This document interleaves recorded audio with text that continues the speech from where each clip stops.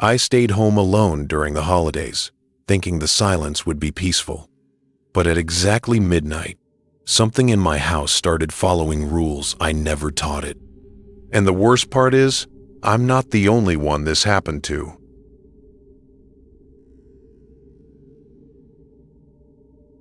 I stayed behind in North Bend, Washington, because someone had to. Because the plumbing business doesn't stop leaking just because it's December. Because my father taught me that leaving town during the holidays was something other people did. People with places to go and people waiting for them. And because after my divorce there wasn't really anywhere I wanted to arrive at anyway. So I told myself I preferred the quiet. The way the town emptied out like a drained pool. Storefronts dark. Motel signs blinking vacancy to nobody. The constant hiss of rain against the Cascades, filling in the silence left behind by families heading west to Seattle or east to see relatives. And every night, I'd come home to the same rented house on Ballarat Avenue, kick off my boots, microwave something I wouldn't remember eating, and sit by the front window with the lights low, because old habits die hard. And my father used to say, "You never let strangers see how your house breathes at night." And across the street there was the other house, the one everyone knew without knowing anything about. The Craftsman, with sagging eaves and a porch that leaned like it was tired of holding itself up. A place that had been dark for as long as I could remember. Longer than I'd lived in North Bend. Longer than most people could recall if you asked them directly, which they didn't. Because there are some questions that make people uncomfortable by the way they linger in the air after you ask them. And the house across the street was one of those questions. An absence with a shape, and I'd look at it sometimes while the kettle heated, expecting nothing, and feeling relieved when that expectation was met. Because there is comfort in consistent emptiness. And the first night, everyone left town for the holidays. The night the snow came down, heavier than it had all season, and the plows hadn't yet made their passes, I noticed the light. It wasn't bright, not at first. Just a dull amber glow behind the ground floor window on the left, the one half hidden by the rhododendron bush. And I remember thinking, my eyes were tired, that reflections do strange things on glass. That a car passing might have painted the house with borrowed color. But the light stayed when the street went quiet again. Steady and patient, like it had been waiting for someone to notice it. And the feeling that settled into my chest then wasn't fear. Exactly. Not yet. But the uncomfortable awareness that something had changed in a place defined by its refusal to change. And I stood there longer than I meant to, hand on the back of the chair, counting breaths, waiting for the light to flicker or die so I could laugh at myself. But it didn't, and eventually I turned away, telling myself that someone must have finally bought the place, that real estate miracles do happen, that my relief at the thought of another human presence was proof I wasn't as much of a loner as I pretended. Except the next morning, there were no tire tracks in the snow leading to the house, no footprints on the porch, no sign of a car parked along the curb. And when I asked Mrs. Caldwell next door, who had stayed behind because she couldn't travel anymore and because grief had made the holidays sharp for her, she frowned and said, "What light?" and looked at me like I'd asked her if she heard voices too. And that should have been the end of it. A small shared confusion smoothed over by the weather and the season. But that night, the light came back. Brighter this time, joined by another on the second floor. And I watched as a third flicked on in what I assumed was the kitchen. Their timing, not random, but deliberate. Like a person moving from room to room with purpose. And the hook sank a little deeper, then curiosity tightening into something that tugged at me, even as I told myself to stop staring. Because the way the lights moved suggested routine, not exploration. And routines imply familiarity, and familiarity implies history. And there was no history for that house anyone could agree on. And over the next few nights, as the town remained empty and the snow piled into dirty banks along the sidewalks, the lights across the street developed patterns I couldn't ignore. The porch light always coming on at exactly 6:12 p.m., the upstairs bedroom going dark by 10:40, the living room lamp dimming and brightening as if someone were reading. And I started planning my evenings around those rhythms without admitting it to myself, pouring a drink when the kitchen light came on, washing dishes when the upstairs went dark, syncing my small domestic motions to the silent choreography happening across the street. And I told myself it was just another way to feel less alone, that it was harmless. But then there were the details that didn't fit, like how the porch light never cast shadows, how the glow never reflected off the snow the way my own lights did, how sometimes, when I blinked, it felt like the house was closer than it had been before, a fraction of a fraction nearer, as if distance itself were flexible when nobody was around to measure it. And the night I decided to walk over was the night the power went out on our side of the street, plunging my living room into darkness while the house across the street remained lit, every window glowing warmly, invitingly, and standing there with my reflection faint in the glass. I felt the pull of it like gravity, the idea that maybe the person over there had a generator, that maybe they could help, that maybe the rules were different now that the town was empty and the holidays had erased the usual boundaries. And I put on my coat and boots and stepped outside, the cold biting through the fabric, the street quieter than I'd ever heard it, my footsteps too loud in the snow. And as I crossed the road, I noticed that the house seemed larger up close, the porch deeper, the windows taller, the door set farther back than it should have been, proportions just slightly wrong in ways that made my stomach tighten. And when I knocked, the sound didn't echo the way wood should. It was muffled, absorbed, like knocking on something padded. And the door opened before I could knock again, revealing a hallway lit by that same amber glow. No person visible, just the open invitation of warmth and light. And I should have left then. Should have told myself that this was exactly how people end up in stories told in lowered voices. But instead, I called out, "Hello?" And my voice sounded thin, like it didn't belong in the space it was entering. And from somewhere deeper in the house came a sound like movement, not footsteps exactly, more like the shift of weight in a crowded room. And I realized, with a sudden clarity, that the house wasn't occupied by a person moving through it. It was occupied by the idea of occupation, by the impression of someone who should be there. And as I backed away, the door began to close on its own, not slamming, just easing shut with the gentle insistence of something correcting a mistake. And when it clicked, the porch light went out, plunging me into darkness, broken only by the glow from my own powerless house across the street. And I ran, slipping once, heart pounding. And inside my living room I stood, shaking, until the lights came back on. And I laughed then, too loudly, at myself, at the way fear can turn patterns into monsters. And for a day or two, things returned to something like normal. The lights across the street staying on, but no longer shifting. The house static, a tableau instead of a performance.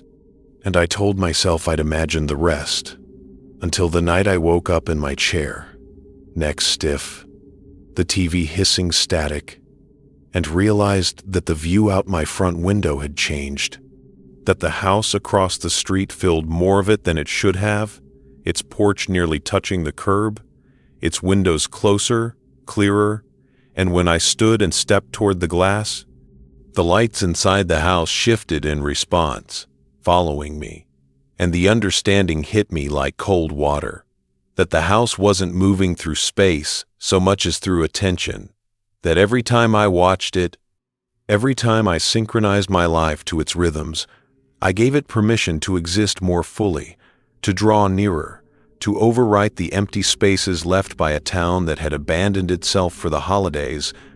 And I thought of my father then, of his rules about how a house breathes, about not letting strangers see inside. And I shut off my lights, drew the curtains, and sat in the dark listening to the rain, refusing to look, telling myself that absence is a kind of defense, that if I didn't acknowledge it, it couldn't close the distance any further. And for a while that worked, days passing in a dim routine. The house across the street quiet, unseen, and I almost believed I'd starved it of whatever it needed, until New Year's Eve, when the town was at its emptiest, when even Mrs. Caldwell's place was dark, and the urge to look was overwhelming, a pressure behind my eyes, a certainty that something was waiting for that particular threshold. And when midnight approached, I found myself standing at the window, despite myself, the curtains parting in my hands, and the house across the street was no longer across the street at all. It was right there, its porch filling my yard, its door aligned perfectly with mine, its lights blazing in every window. And in that moment, I understood the final hook, the terrible logic of it, that the house didn't want me inside it. It wanted to be opposite me, to mirror me, to be the place I faced when there was nowhere else to go. And as the clock on my phone ticked over to midnight, the lights in the house across the street went out all at once, plunging everything into darkness. And in the reflection of my own window, faint but undeniable, I saw the lights behind me turn on, room by room, following a pattern I knew by heart. And I realized that everyone had left town for the holidays, and the house across the street had finally found somewhere to stay. And this time, it wasn't leaving when they came back.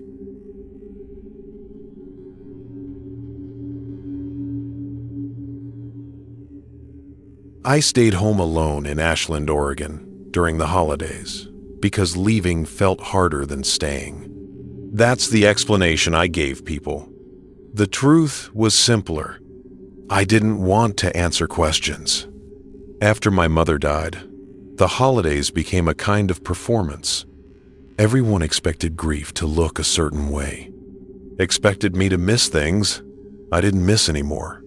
And after my last relationship ended, I realized something uncomfortable. I wasn't lonely. I was just tired of pretending I wasn't fine by myself. Ashland empties out in late December. The college students leave. The tourists vanish. The streets quiet down in a way that feels deliberate. It's the kind of town where silence doesn't feel empty. It feels occupied. I rented a small craftsman house not far from Siskiyou Boulevard. Old floors, thin walls, too many mirrors.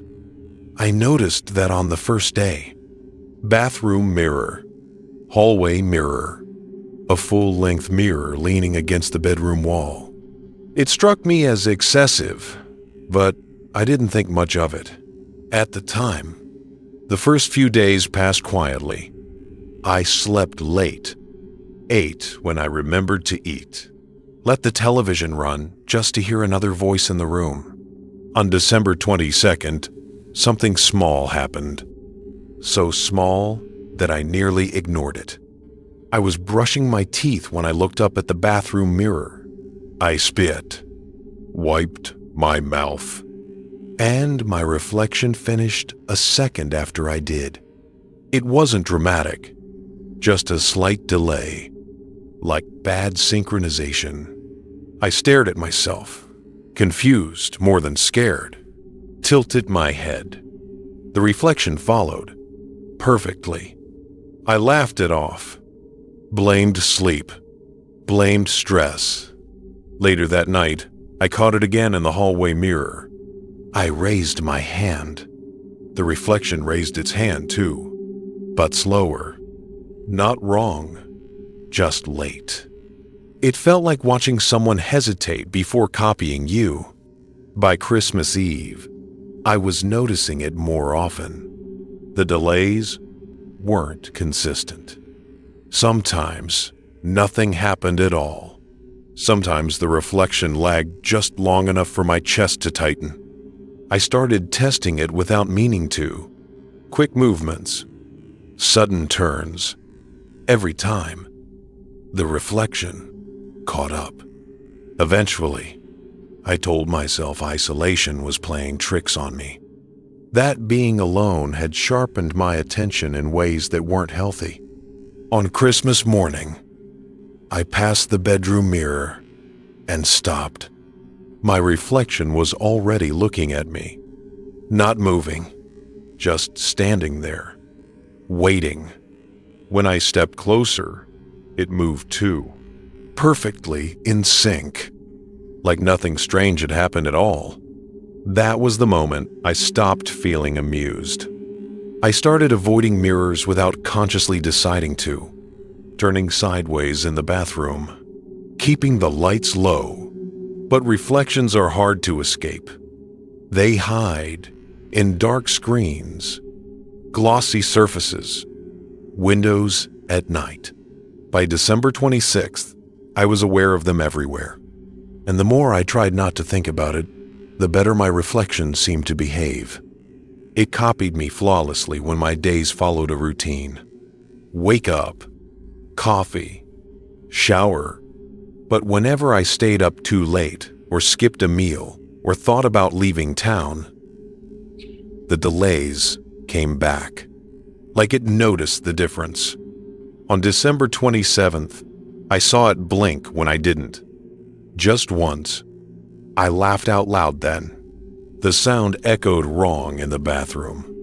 I told myself this was what cabin fever looked like. That everyone who spent too long alone eventually started inventing problems.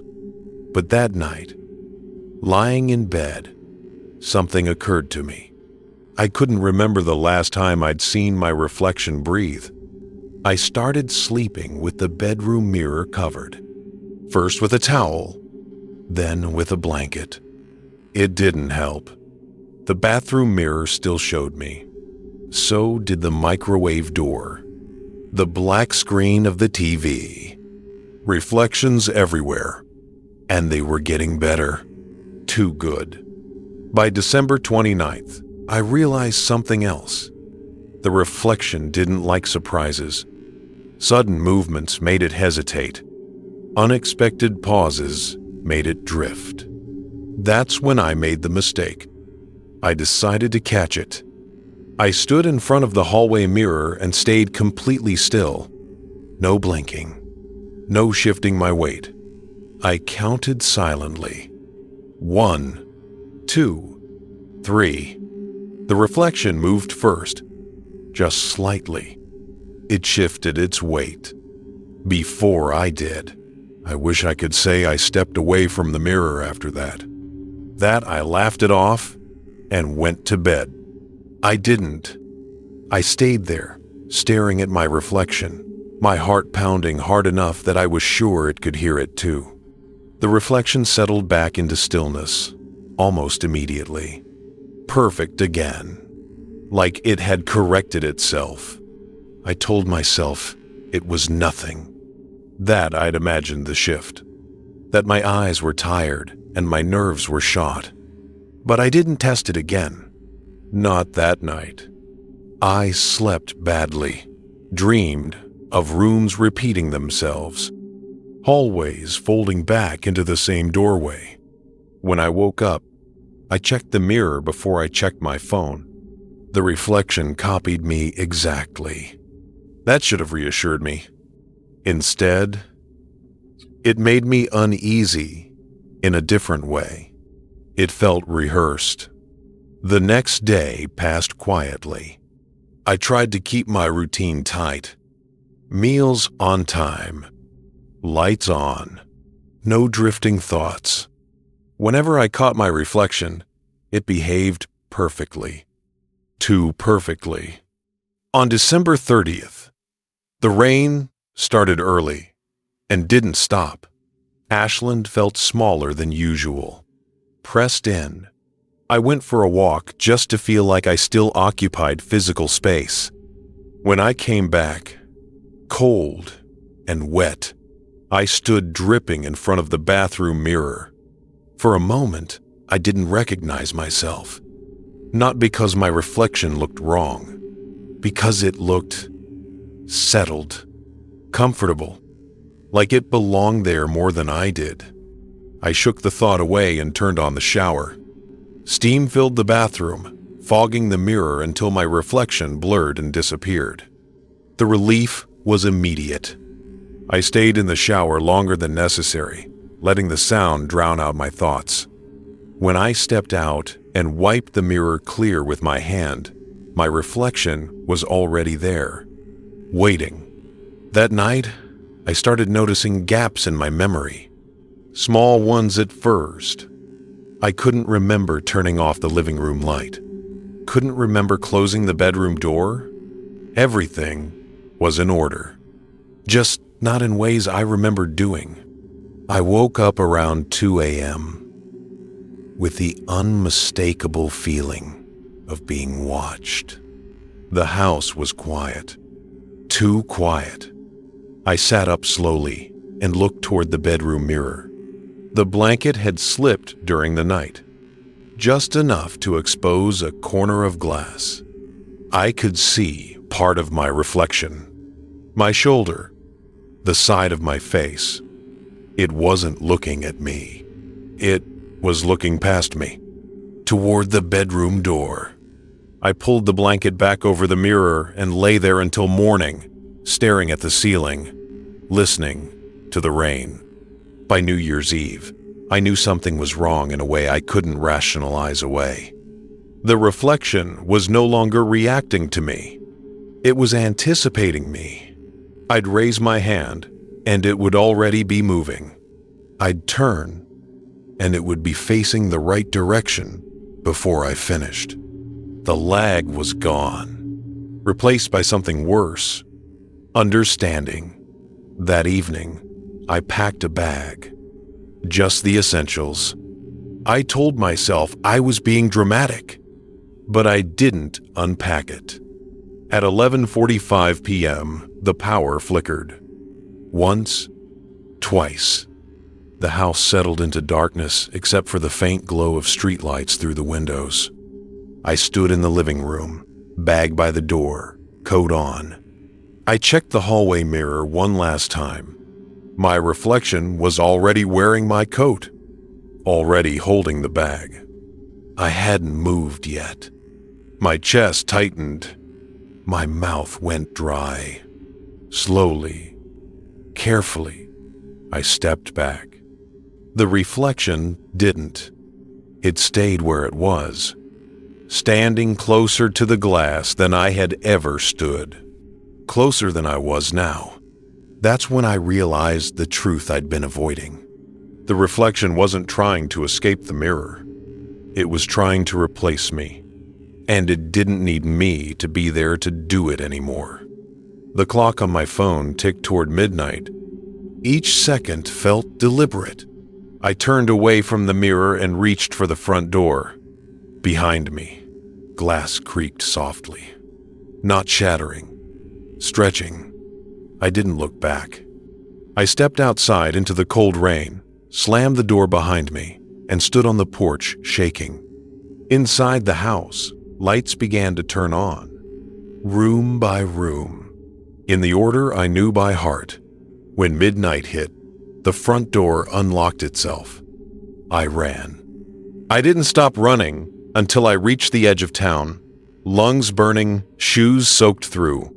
I slept in my car until morning. When the sun rose, Ashland felt normal again. Cars on the road, people returning. I went back to the house with daylight and witnesses. Everything was fine. Mirrors covered, lights off, no sign of a struggle. Except for one thing. The bedroom mirror was uncovered, and the bed had been slept in. I moved out that day, left town the next. I don't stay home alone during the holidays anymore, and I don't look at mirrors for too long.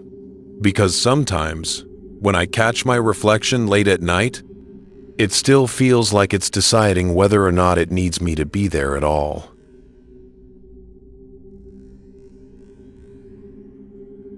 I was home alone in Marquette, Michigan for the holidays because the weather shut everything down.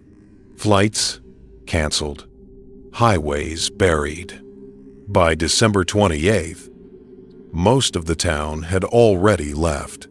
Students went home early. Families packed up before the lake effect snow got bad. I stayed behind because I didn't have much of a choice.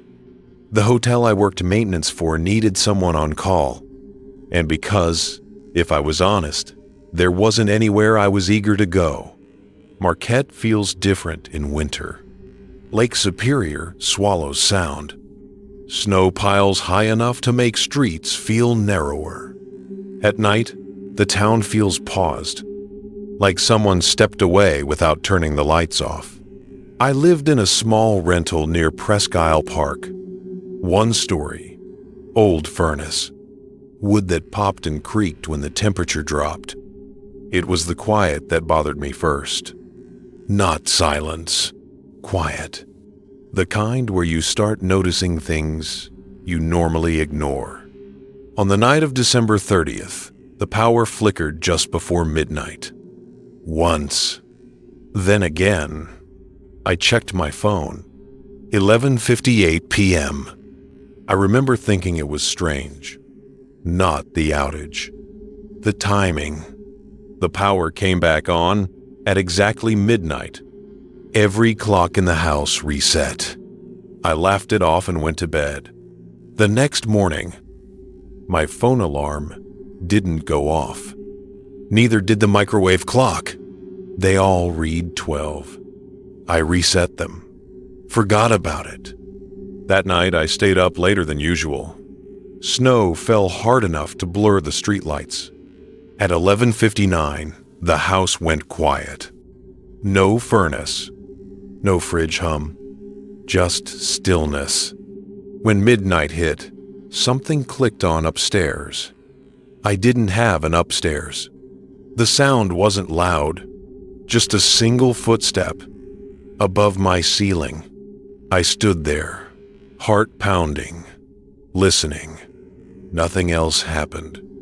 I told myself heat can do strange things to old houses. That sound travels weird in winter. Still, I didn't sleep much. The next day, I noticed my calendar had changed. December 31st was gone. It jumped straight to January 1st. I checked my phone. Same thing. I laughed again, a little forced this time. That night, I set an alarm for 11:55. I wanted to be awake. I wanted to see what happened.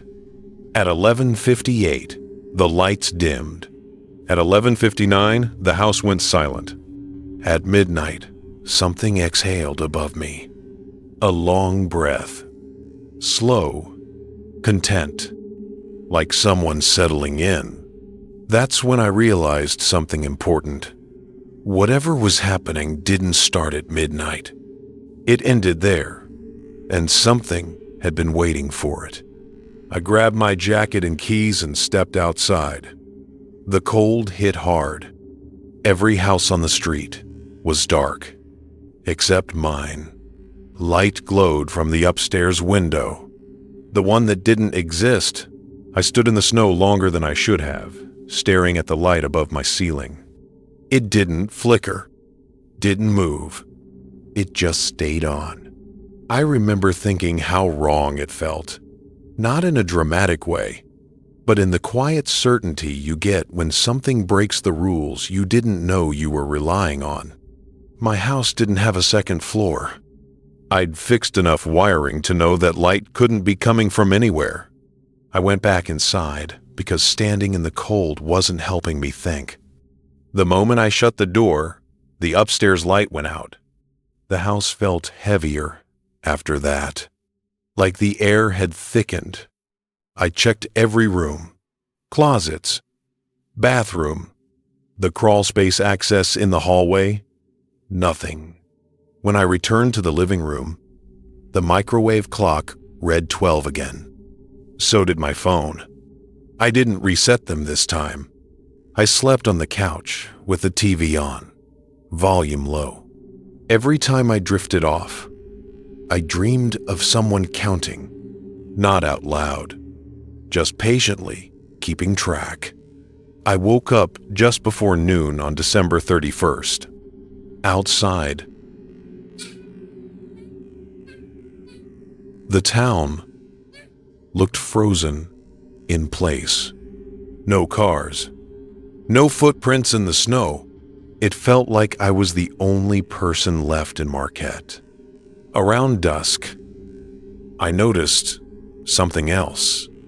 The upstairs light came on again. Earlier this time, 6:03 p.m. I watched it through the living room ceiling, my brain trying to supply a rational explanation it couldn't quite finish forming. I told myself it was reflection, a neighbor's porch light, anything. At 6:15, the light turned off. At 8:40, it came back on. At 10:12, it went dark again. I realized then that it wasn't random. It was keeping time. I left the house before 11, drove aimlessly through empty streets, tires crunching over packed snow. Every radio station played static. At 11:45, my phone buzzed. No notification, just the vibration. The screen lit up on its own. 12. I was still 20 minutes away. I turned around. By the time I pulled into the driveway, the upstairs light was on again, brighter than before. The front door was unlocked. I stood there with my keys in my hand, breathing fog into the air, trying to convince myself this was still my house. Inside, the living room lights were on. The TV displayed a frozen countdown screen. 11:59. It didn't move. The furnace shut off. The fridge went silent. The house held its breath. That's when I heard footsteps. Slow, measured, directly above me. I backed toward the door as the first step sounded heavier than the last. The ceiling creaked in a way it never had before. Another step, then another. Something crossed a space that shouldn't exist. The TV clicked. The countdown disappeared. Every clock in the room flipped to 12 at the same time. Midnight arrived, like it had been invited. The footsteps stopped. For a moment, nothing happened. Then the upstairs light went out. The ceiling light above me turned on instead. Warm, familiar. I felt a presence behind me. Not touching, not breathing. Just there. The front door unlocked itself with a soft click. I ran. I don't remember opening the door or hitting the porch. I remember slipping in the snow and catching myself on the railing. I remember not looking back. I drove until the road ended and slept in my car, watching the sky lighten over the lake. When morning came, Marquette felt alive again. Plows on the roads. Smoke from chimneys. I went back to the house with daylight and noise on my side. Everything was normal. No upstairs light. No footsteps. But the clocks were gone. Every single one. Microwave, oven, wall clock, all removed. On the kitchen counter sat my phone, powered off. I moved out that day. I don't stay anywhere alone on New Year's Eve anymore. And I never check the time when midnight gets close. Because sometimes, when the world goes quiet for just a second too long, I can feel it counting again. waiting for the moment it's allowed to arrive.